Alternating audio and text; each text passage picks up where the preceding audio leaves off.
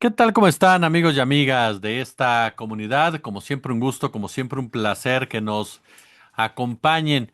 Ayer platicábamos con ustedes por la tarde, por la noche, sobre lo que estaba pasando en territorio español, en Ceuta, en donde miles de marroquíes cruzaron precisamente la frontera, llegaron en lanchas, cruzaron las vallas y se integraron o se internaron precisamente en este territorio. La reacción de Pedro Sánchez de enviar o anunciar el envío de la fuerza del ejército, de la guardia, para tratar de controlar todo esto, en el marco de una enigmática postura de Estados Unidos de felicitar al monarca marroquí, de estrechar vínculos con el monarca marroquí, en fin, una situación que ha comenzado a generar mucho debate en torno a la presencia, por supuesto, de la migración, pero la migración también con la instrumentalización política de desestabilización o como una especie de arma en un momento dado para jugar ciertos intereses políticos, aprovecharse la desesperación de la gente, del deseo natural de la gente por estar mejor, parte precisamente de toda esta discusión política. Y para esto y para otros puntos molestamos al queridísimo Juan Carlos Monedero, a quien como siempre le agradezco muchísimo que nos tome la comunicación. Juan Carlos, ¿cómo estás? ¿Qué dices? ¿Qué tal, Jesús? Pues está un poco desbordado, ¿no? Por un mundo donde todo va tan deprisa y a veces no es fácil unir la línea de puntos, aunque la línea de puntos existe, existe. Oye, pues yo comenzaría por ahí, querido amigo. La línea de puntos, o sea, cómo vamos uniendo precisamente esa línea cuando nos topamos con todos estos escenarios, cuando del otro lado del mundo hay un presidente de Argentina que dice voy a expulsar a todos los extranjeros que hablen mal de Argentina, cuando vemos un gobierno estadounidense que a Mm, principio de este mes dijo, pues España va a aprender la lección tarde que temprano. O mm. sea, cómo vamos uniendo los puntos en el marco de lo que vimos ayer, por ejemplo, en Ceuta? Pues mira, uno de los puntos que hay que unir cada vez más son los estrechos. En los estrechos se está dilucidando una buena parte de estos cambios geopolíticos. Estados Unidos es consciente de que ha perdido la pelea con China. En el documento de diciembre de 2025, este sobre el que hemos hablado muchas veces, ¿no? El de la estrategia de seguridad nacional, él reconoce ahí, Donald Trump, que pues el mundo se ha hecho multipolar, que ya no controlan ellos todo, ¿no? Sino que, bueno, pues plantean que esa pérdida del control les lleva, ¿no? a exigir un dominio absoluto sobre lo que llaman el hemisferio occidental, y ese hemisferio occidental también depende de que tengan suministro de materias primas, y eso les lleva a que haya una presión muy fuerte sobre todos los estrechos. Recuerda que planteó Trump controlar, nacionalizar el canal de Panamá. Hay una pelea en Yemen con el estrecho de Bab el Mandeb, eh, entre el Mar Rojo y Aden. Está habiendo, por supuesto, todo el problema del estrecho de Hormuz, donde Estados Unidos igualmente quiere que ahí no ocurra nada, pero no le sale. No le sale soplar y sorber al mismo tiempo. Entonces, este 30 de julio, Marco Rubio mandaba un mensaje celebrando el ascenso al trono de la dictadura, porque Marruecos es una dictadura, ¿no? Donde no hay posibilidades de futuro para la gente joven de ningún tipo, donde se paga con cárcel el protestar contra el monarca, pero ahí no tiene ningún tipo de problema Estados Unidos y lo celebra. ¿Por qué? Porque acaba de firmar el, los acuerdos de Abraham, ¿no? con Israel, y controlan, ¿no? ese estrecho y buscan satisfacer cualquier tipo de veleidad de este monarca, de este sátrapa de Mohamed VI, entregándole el control sobre el Sáhara y sobre todo en este contexto histórico para presionar al gobierno de Pedro Sánchez, ¿no? Un gobierno que desde la mirada de Donald Trump es un gobierno díscolo, aunque luego no lo sea. Es decir, hace unos días daba un discurso en inglés para que no lo entendieran en España Pedro Sánchez, reconociendo que había aumentado al 3% el gasto en armamento, etcétera. La conclusión es que además ha habido recientemente una visita de Pedro Sánchez a Argelia, que es como el país enemigo de esta lógica neoimperial norteamericana, ¿no? Y entonces, pues castigan. Es imposible que 50.000 personas crucen sin que lo autorice la dictadura marroquí, ¿no? Y por tanto son avisos, son estos juegos geopolíticos, pues como cuando en Ecuador, en mitad de las elecciones en Colombia, Noboa subió los aranceles al 100% y diciendo que solamente los iba a quitar si ganaba Abelardo de la Espriella, ¿no? Es decir, en este juego geopolítico, bueno, pues Estados Unidos maneja sus cartas y le da igual desestabilizar un país, le da igual que haya muerto casi 60 marroquíes. Y bueno, pues es un recordatorio más de que en esta policrisis en la que estamos, que es un concepto que a mí me gusta usar porque nos ayuda a entender el mundo en el que estamos. La idea de policrisis que la ha aceptado también el Foro Mundial de Davos, ¿no? Porque la idea de policrisis es que no hay solamente un tipo de crisis, sino que son muchas y que se alimentan entre ellas, ¿no? Está la crisis medioambiental, está la crisis tecnológica, que promete con despedir a millones de personas, está la crisis, por supuesto, migratoria, está la crisis geopolítica, hay una crisis cultural, hay una crisis democrática con el auge de la extrema derecha y todas se alimentan entre ellas y vemos cada vez más, Jesús, que hay dos salidas, ¿no? Hay una salida autoritaria, donde el mascarón de proa es Donald Trump y las derechas mundiales, y hay una salida democrática que necesariamente va a ser de izquierdas, porque tiene que plantear redistribución de la renta, tiene que plantear regulaciones, tiene que plantear un Estado democrático que regule todo este funcionamiento. Y estamos en esa dicotomía que ya planteó Rosa Luxemburgo de socialismo barbarie, ¿no? Y bueno, pues vemos que hay una parte de barbarie. Y fíjate, ahora que me planteas lo de Ceuta, Ceuta es un enclave pequeñito, ¿no? En el norte de África, que es un reducto, bueno, pues del siglo XIX y el siglo XX colonial de Europa, que tenía sus colonias, bueno, pues ahí se mantiene. Y bueno, es verdad que la población de Ceuta se reclama española, que hay una autoafirmación, tanto en Ceuta como en Melilla, de sentirse parte de España, pero bueno, no deja de ser enclaves en el norte de África, ¿no? Separados de la península por el estrecho. La renta en Marruecos ahora mismo no llega a $4.000, mientras que en España es casi de 40.000, o sea, es 10 veces más, ¿no? La edad media en Marruecos, la edad mediana de Marruecos es 30 años y tiene un 25% de gente menor de 15 años. La edad media en España es de 40 años. Y encima en España hace falta mano de obra porque los españoles no quieren realizar determinados trabajos y no hay gente para desarrollar trabajos en hostelería, en el campo, ¿no? Conclusión de todo esto es que va a haber un trasvase seguro de gente desde África a Europa. Es que es de sentido común, a no ser que en Marruecos haya un nivel de vida que haga que la gente entienda que no necesita jugarse la vida para ir a otro lado. Porque cuidado, ¿eh? Esta extrema derecha que está planteando que se les dispare, porque la extrema derecha en España está planteando que se les dispare. Ujú. Cuidado. Y no olvidemos, como decía Aimé Cesaire, que todo lo que Europa hizo a los africanos por negros, luego se lo hizo a los europeos por judíos, por comunistas, por socialistas, por homosexuales. O sea, todo lo que está planteando la extrema derecha hacer contra los inmigrantes, luego lo va a hacer contra quienes no se plieguen a sus voluntades, ¿no? Entonces, claro, ya digo, en tanto en cuanto en Marruecos no tengan solución, haya una dictadura, el nivel de renta, ya digo, el PIB per cápita sea de $3.700, la gente sea joven, no tenga soluciones, pues se va a jugar la vida para intentar mejorar, aunque se ahoguen en esos 3 kilómetros que tienen que hacer en mar adentro con grandes corrientes y que se la juegan, pero como una mujer con su hijo pequeño envuelto en bolsas de plástico se va a tirar al mar a cruzar el estrecho con el riesgo que eso implica, porque en el mapa parece que está al lado, pero no está al lado. Hay que meterse hacia adentro para que la policía no te vea y estar casi entre 3 y 5 kilómetros nadando en aguas muy frías, que te dan calambres, que el cuerpo, los músculos se agotan y pues se han ahogado 60 personas.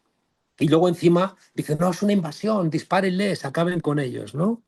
Que es, ya digo, una señal más de este mundo donde la solución puede ser eso, disparemos, pongamos ametralladoras, como en una película se ponía, pongamos ametralladoras en la frontera sur de Europa para que no entre nadie, para mantener la fortaleza de Europa, o busquemos fórmulas de un mundo más justo y más equilibrado, donde la población de Marruecos pues, pueda tener una democracia, pueda tener un desarrollo económico y que no tengan la necesidad de ir a buscar posibilidades de vida en otros lugares. Pero ya digo, la dicotomía es esa, ¿eh?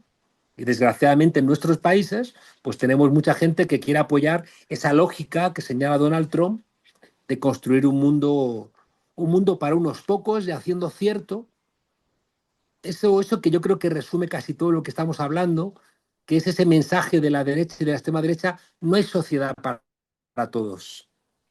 Hay gente que no tiene sociedad.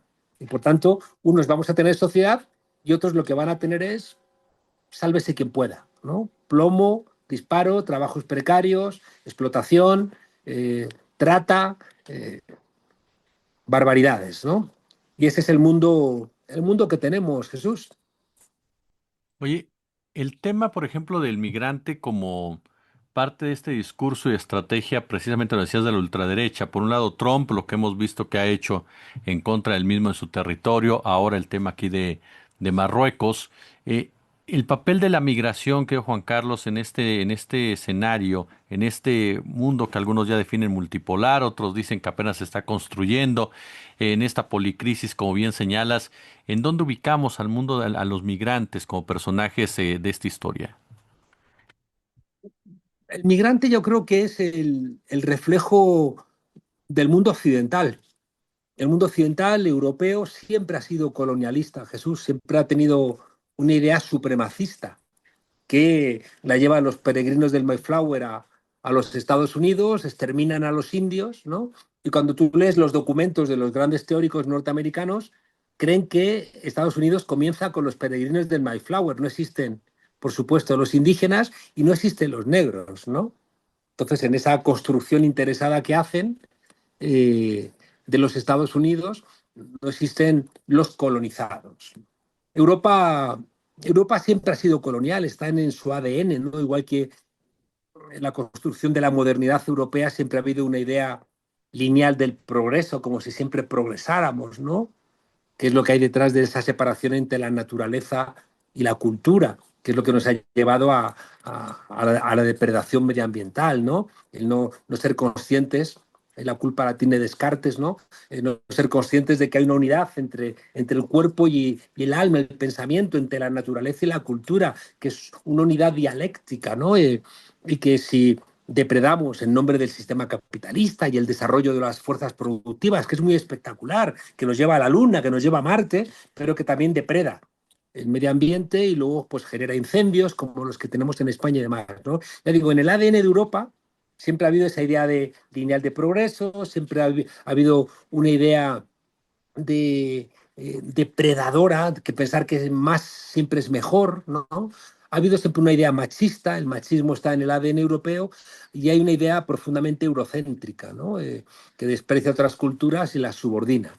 Y eso es lo que ha explicado esa condición colonial que hoy la ha recuperado con absoluta rotundidad Donald Trump y que alimenta a su vez a las derechas europeas y a las derechas mexicanas, un tipo como Ricardo Salinas Pliego, Lilian Tellez, yo qué sé, ¿no? Toda esta gente pues son profundamente racistas, ¿no? Que se consideran arios, ¿no? Y desprecian al mexicano que tenga la piel un poco cobriza, ¿no? Y ya no te digo nada a los indígenas. Entonces ese gen supremacista desprecia a los migrantes, los quiere usar, además en este momento histórico que ha llamado una autora, Wendy Brown, un momento nihilista. Es una derecha, Jesús, que, como dicen ustedes, le vale madres todo, ¿no?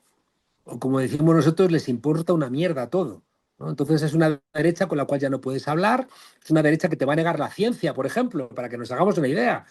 Está ardiendo España por los cuatro costados y te niegan el calentamiento global, te dicen que no, que eso es una cosa de comunistas, ¿no?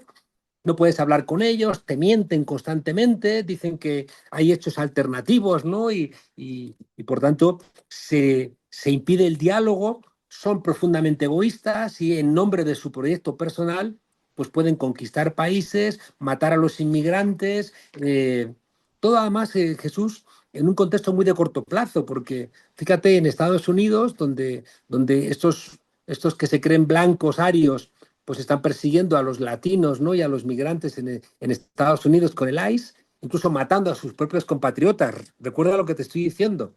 Todo lo que le hacemos a los inmigrantes terminamos haciéndolo a nosotros mismos, ¿no? Entonces, eh, esta visión del migrante como alguien a quien hay que someter absolutamente, luego se vuelve contra ellos mismos, ¿no? Porque al final no tienen quien les atienda en las tiendas, quien les trabaje en el campo, quien les atienda en los restaurantes. Y como no piensan en el largo plazo, sino que este pensamiento nihilista de que me da igual todo, no hay valores, no hay moral, ¿no? Fíjate esta conversión de la religión en una mercancía, ¿no? Desde Rosalía, ¿no? Cantando, poniéndose en éxtasis, no hay Jesús mío y los diamantes y no sé qué. Oye, y luego esto cómo se traduce, no digo en ella, ¿no? Sino en la gente que le escucha, oye, este folclore religioso se traduce en algo, ¿no? Porque claro, luego tenemos este evangelismo de la prosperidad que te dice, no, no, tú piensa en ti, Dios quiere que te enriquezcas tú. Oiga, y eso de ama a tu prójimo como a ti mismo, no, déjate de tonterías, tú piensa en ti, ¿no? Y Dios, ayúdame a mí, y si pagas dinero te va a tocar a ti ser rico. O sea, toda esa basura, ¿no?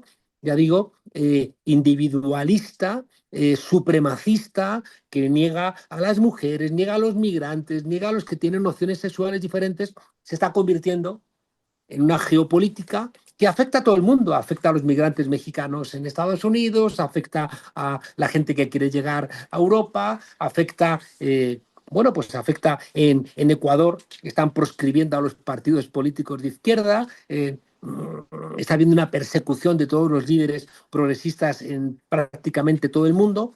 Y ya digo, estamos en un momento, en una noche donde tampoco hay que tirar la toalla, ¿eh? Porque es verdad que con las trampas que tienen, con el dinero que tienen, con los medios de comunicación que se compran, como Elon Musk o Jeff Bezos comprándose Twitter o el Washington Post, pues son capaces, con el dinero que tienen, compran votos, pueden ganar elecciones, pero luego no pueden gobernar. Si tuviera que resumir en una frase todo lo que te acabo de contar, que es un poco apabullante, ¿no? Te diría que estamos en un momento, ya digo, entre socialismo o barbarie. Los partidarios de la barbarie tienen medios de comunicación, tienen dinero, tienen capacidad, tienen a los jueces, tienen la capacidad de perseguir al diferente, pero luego hay un 50% en todos nuestros países, cuando menos un 50%, en México son más, que son conscientes de que nos estamos jugando nuestra dignidad, nuestra democracia, nuestra vida, y que por tanto hay gente que le sale el humano, Jesús, y dice, pues yo lo que quiero es darles mantas, ¿no? A los migrantes, yo lo que quiero es que no se ahoguen, yo lo que quiero es entender que vienen aquí porque buscan un futuro como lo buscarían mis hijos o buscaría yo mismo, ¿no? Y en esa pelea estamos y ojalá no terminemos, como decía el dicho, aullando todos con los lobos, esperando que no nos devoren, porque al final también nos van a devorar a nosotros. Oye, el tema de la narrativa, finalmente, querido amigo, la narrativa, esa narrativa que se instaura, lo mencionabas en parte de manera excelsa, una sociedad que de repente, pues, respalda las políticas en contra de los migrantes, las cacerías de migrantes, la criminalización del migrante. ¿Cómo combates esa narrativa también entre los sectores de los países que para entender que la migración no es el enemigo, sino parte tal vez de un mismo sistema que nos ha afectado de una forma a todos? Pues mira, hay que dedicarle tiempo, ¿no? Y por eso es muy importante la escuela pública, por eso es muy importante la universidad pública, porque si se privatiza la universidad, si se privatiza la escuela, lo que se van a repetir es estos discursos, estos mantras de la limpieza racial, pues eso, de las desigualdades que son de clase, de género y de raza, ¿no? Y que generan, pues eso, sociedades de capas o sociedades de castas, ¿no? Y que al final esas sociedades de capas y de castas terminan chocando, ¿no? O sea, yo siempre he pensado qué idiotas los ricos mexicanos, ¿no? Que tienen que vivir rodeados de guaruras, ¿no? Y dices, ¿les merecerá la pena? ¿Les merecerá la pena pensar que cuando sus hijos van al colegio tienen que ir con miedo? ¿Les merecerá la pena no poder jugar en las calles? ¿Les merecerá la pena una sociedad, ¿no? donde tu bienestar lo tienen que defender gentes con metralletas, ¿no? Me ha parecido siempre estúpido, ¿no? Entonces, claro, construir sociedades más igualitarias es construir sociedades más pacíficas. Y esto hay que explicarlo desde abajo, ¿no? Hay que explicarlo desde la escuela y entender que el contrato social se basa en una idea central, que es lo que construye sociedades pacíficas, la idea de que todos somos iguales en dignidad. México tiene un contrato social, que es la Constitución, que se establece, que se basa en que todos los mexicanos son iguales. Y por tanto, si todos son iguales, que eso bebe además mucho de nuestra tradición cultural, del imago Dei, de la religión cristiana. El imago Dei es que todos estamos hechos a imagen y semejanza de Dios, desde el más pobre al más rico. Y por tanto, esa idea de que todos somos iguales a los ojos de Dios, luego lo hemos secularizado, lo hemos convertido a través de la ilustración y demás en la idea de que todos los seres humanos somos iguales en dignidad. Por eso es tan escandaloso Jesús, que puede parecer una broma, ¿no? Pero cuando una imbécil, que además es profesora y que es asesora, hemos visto después, de un diputado del PAN, dice que el voto no puede ser igual para todos, ¿no? Que hay que establecer diferencias, porque ¿cómo va a valer igual el voto de un ignorante, de un pobre, que de alguien que estudia o de alguien que tiene propiedades? Que es la gran discusión del siglo XVIII y del siglo XIX, que cuando perdemos de vista que hay que estar alimentándola, regresa. Porque hay seres humanos que son egoístas. Es que forma parte también de la naturaleza humana. Hemos llegado hasta aquí cooperando, pero siempre hemos tenido que dar respuesta a los depredadores. Cuando éramos nómadas, eso lo demuestran los antropólogos, a los que eran depredadores terminaban ejecutándolos, ¿no? O expulsándolos. ¿Por qué? Porque esta gente que es egoísta al final te rompe el equilibrio social. Esta gente que quiere tener ventajas sobre ti, que quiere tener más que tú, que quiere colearse, ¿no? Por encima de los demás, pues termina rompiendo el cemento social. Y una sociedad que no tiene cemento es una sociedad disgregada donde, como en las películas de Mad Max, luchamos todos contra todos. Que ese es el modelo, te decía, neoliberal, es este modelo de los nihilistas, de los que van contra todo, ¿no? De ese Trump diciendo yo puedo matar a quien sea en la Quinta Avenida y nadie me dice nada, ¿no? O un caso que ha estallado en Madrid, la Díaz Ayuso, o sea, que venía a México a querer darle una misa a Hernán Cortés, pues acaba de tener un escándalo porque compra con dinero público un ático de 5 millones de euros, ¿no? Al tiempo que ella vende otro ático que tenía y entonces se va a vivir a ese ático donde se lo pagamos todos los madrileños. Es decir, son gente que se considera impune, son gente que cree que los demás están ahí para servirles y rompe la sociedad, ¿no? Y por eso creo que, como bien decías, forma parte de una lectura del mundo, ¿no? Una lectura que se la entregamos durante un tiempo a la Iglesia, eso se ha debilitado y cuidado porque necesitamos religiones laicas, necesitamos. Y por eso hay que enseñar a la Constitución en la escuela, hay que debatir de estas cosas en la escuela, hay que dejar de alimentar estos discursos de que el que gana tiene derecho a todo, ese discurso de que el pez grande tiene derecho a comerse al pez chico. Todas estas cosas forman parte de los valores. Hoy la derecha los da por periclitados, los da por terminados, y por tanto yo tengo derecho a, creo que lo comentábamos en alguna de las charlas, es este Donald Trump celebrando su cumpleaños montado un ring de lucha libre. Mm. Es la metáfora de decir, este es el mundo, esto es un ring de lucha libre y vais a ganar los fuertes y los demás os jodéis. Los demás, da igual. Entonces, claro, si a mí me sueltan en un ring y enfrente tengo gente que me va a destrozar, pues tengo que pelear con todo para acabar con estos, porque no hay sociedad para todos y es o él o yo. Y si tengo problemas, me compro un libro de autoayuda. Y voto a un político que me autorice a ser un sinvergüenza. Y creo en un Dios que le pido yo que me enriquezca a mí y a mi familia y a los demás que se jodan, ¿no? Entonces es romper la sociedad, es volver otra vez a la jungla, ¿no? Y cómo se sale de la jungla, pues con cultura. con cultura, con reflexión, con hacerle ver a la gente que quien piensa en el corto plazo muere. Un día teníamos que dedicar toda una charla a una novela que muy importante. Acaban de hacer una serie, no he visto la serie, pero las películas, había dos películas y la más reciente era muy buena, sobre una novela de William Golding que se llama El Señor de las Moscas. Mm. En esa novela hay un avión de un centro militar de jóvenes, de cadetes, el avión cae, mueren todos los adultos y llegan los niños a una isla. Y en la isla se hacen dos grupos, el de los nihilistas que dicen no nos van a salvar y el de los que tienen esperanza y dicen nos van a salvar. Los que dicen que se van a salvar se organizan para el rescate, hacen un fuego, buscan comida, establecen reglas, y los que dicen que no les van a salvar, pues se organizan para el presente y van por la entropía, por la propia la ley de la naturaleza que hace que vas perdiendo energía, ellos van descivilizándose, hasta que al final se matan entre ellos, matan a los otros. Pues la sociedad es lo mismo.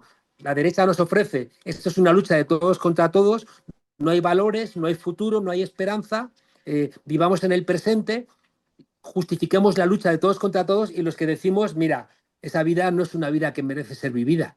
No somos ni leones ni gacelas, somos seres humanos con capacidad de pensar y queremos una vida buena, una vida que nos dé alegría, una vida que nos permita disfrutar de los demás, que los demás disfruten de nosotros, de la lectura, de la reflexión, de nuestra condición de Homo sapiens, ¿no? Entonces, estamos en esa pelea y por eso, para garantizar la condición de Homo sapiens, pues es muy importante no perder la batalla cultural, que no es fácil, Jesús, porque ellos tienen las universidades, el Universal, Televisión Azteca, Twitter, Instagram, TikTok, Facebook, tienen mucho, ¿no? Pero incluso teniendo todo eso no nos ganan, Jesús, porque hay que tener un cierto optimismo de que en el fondo del ser humano hay ese elemento cooperativo, solidario, que es el que nos ha traído hasta aquí. Y por eso hay que defenderlo y decirles a esa gente que nos invitan a pelear a todos contra todos, no tenéis razón. Y con vuestra actitud nos lleváis a la extinción y no vamos a ponéroslo tan fácil. Mi querido y admiradísimo Juan Carlos Monedero, como siempre, de verdad, muchas gracias por estos minutos para nuestra comunidad, oye. Pues muchas gracias a vosotros y a seguir peleando, que no hay otra.